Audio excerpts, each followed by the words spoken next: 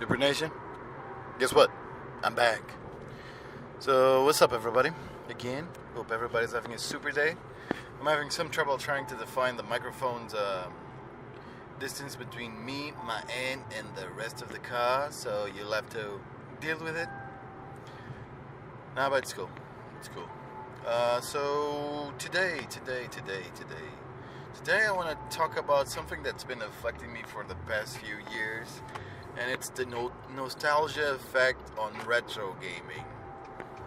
So, as you know by now, if you shouldn't, go watch the other podcasts, go check out all the other socials, check out the YouTube channel, go check out the stream on Twitch, and you know that I've been playing video games since late 80s, early 90s. That's a long list of video games so far. And every now and then, well, most of the old ones I do not remember, or I have only a vague notion of what the game was. And titles is always a problem. There's one game that I loved on an arcade, and I still haven't found it. I can only describe it, and I have no idea what's the name of the game. I've tried many times Googling it up, and to no luck. But hey, maybe someday. So, what is this nostalgia effect? Nostalgia effect is that thing that you feel good about something in your past, right? Your memories about it, and or it gives you a good feeling thinking about it, or a bad feeling. It can be both ways.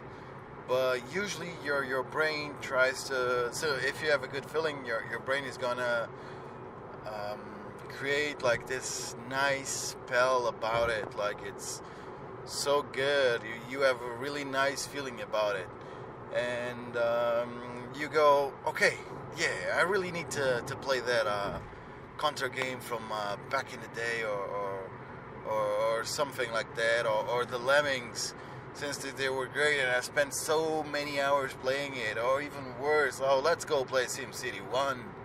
Yeah, I know I built some massive cities back then.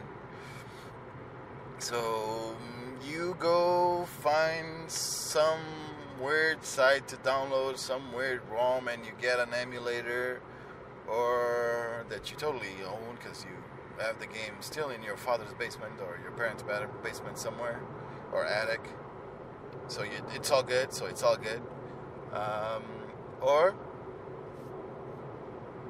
Or you go to GOG online, GOG.com, and you repurchase the game at a really low cost because, hey, you had a few fun times with it, and probably was gifted to you, so you're now giving back again to somebody for playing that game. You set it up, you launch DOSBox or the emulator like I stated before, and you start to see and remember that the loading screen and the title is a little bit more pixelated than you remember. The audio is a little bit more choppy than you remember. The time it took to open up the menu and really go into the game is a little bit longer than you remember, or not, because it could be a badly adapted game to DOSBox and it's just speeding through everything because your PC is just going crazy on that binary data. But it's different. It doesn't feel the same. Was this the same game I played back in the day? Is this it? No, these guys gotta have modified something. It's different. It doesn't feel the same. And here comes the nostalgia effect in your brain. It's just you embellish it. You embellish your sweet memories from back in the day, or from when you were younger and you played all that time. You spent all that time playing that good old game. And we can talk like if you're a 2000s kid, or even a younger boy or girl, always all girl. You can notice the same things. It's the same menu issue. It's the same sound issue. It's the same choppy graphics issue. Even what did I install recently? I thought, Jesus, I can now remember, but it was funny because the game is like an early 2000 game, so it's probably going to be 20 years old or 10 years old soon. Yeah, 15. It's a 15-year-old game. Let's go with that. I installed it. Cutscenes were like, whoa, super dated, but they had huge cutscenes and all that stuff. But in the setting options, it allowed me to go full HD, so 1080p on my rig, and I was like, all right, let's push it. I'm sure I got a graphic card for this. I pushed the envelope, and just to see how coding was done back then, playing the actual game, so rendering and all the 3D objects in the game were better than the cutscene. So back then, you did not have the technology to push it this far to get it to this level. But nowadays, I was just so amazed. And actually, I streamed it.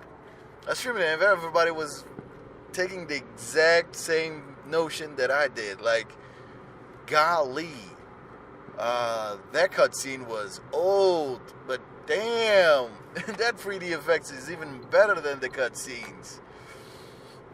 So see, your brain is already in the mix there. Your brain has like that sweet memory. The game was just perfect. It ran so well. You had that complete freedom of movement. And no, games back in the day were restricted. You probably had a platformer, a side scroller, or a top-down view game. You're 3D? No. You got fake 3D. All that stuff. So, every time I feel like playing an old game, or I remember an old game, I always fall for the same trick. I go there, I get it legally, download it, install it, or set it up, emulate it, then I start to play. And everybody says this, and it is true, like, and at least I feel it myself, and I don't think it's the nostalgia effect. It's just the way things are right now and how your life actually changes around you. So again, back in the day, I could spend an entire day playing the same game over and over and over, like just trying to beat it, just trying to get to the end of it. And nowadays, most games I kind of get bored after a couple of hours. Like, need something different. It's not enticing. It's too repetitive. Whatever. But back playing a platformer was playing a platformer back then. So it was just you moving from side to side, jumping around for a few hours. It's probably the wide variety of stuff you get nowadays that creates this effect. But going back to, I downloaded the game, I installed the game, I set it up, I got to play it, and usually I can only play it like for 5 to 10 minutes. It's like all that effort. I probably spent more time finding the game, getting it, setting it up, and launching it than I actually do playing it. It's like, whoa, this was bad. But wait, this was bad with today's standards. So if this game came out today, like, nobody would pick up this trash heap. It's like the school's students' project for a grade or something. And I have that feeling with a lot of games. Some of them I can really play them for a little while, but usually it's that nostalgia effect in the back making its spider webs stretch out and taking advantage of your brain. But it's fun. If you get a chance, try to remember back games from way back when you were younger. Games that actually you still remember spending many hours on it, and try to get it. Try to install it. Try to set it up, and tell me how it goes. Tell me if you can actually still play it. Are you still that good? Because, geez, Mortal Kombat 1, I could go for freaking breaking diamonds, and nowadays I can barely beat Scorpion or any of the other fighters because it's bad. It's the controls are not kind of responsive. What the fudge? But hey, it doesn't matter because you spent a lot of hours when you were younger and you enjoyed when you were younger, and now you're enjoying other type of games or different games and better games. So it's all good in the end. It's all good in the end. So if you do install something, if you do set up something, or if you do play retro games with retro games with some frequent notion, do leave it on a comment. Do mail me. Do come by the chat and tell me, because I really want to hear your experience about it. Do share it with me. And Super Nation, that's it. This is a short one, because sometimes life is short. Sometimes games are short. Sometimes you cannot play a game for more than 5 minutes. So that being said, peace. I'm out. Have a super nice day.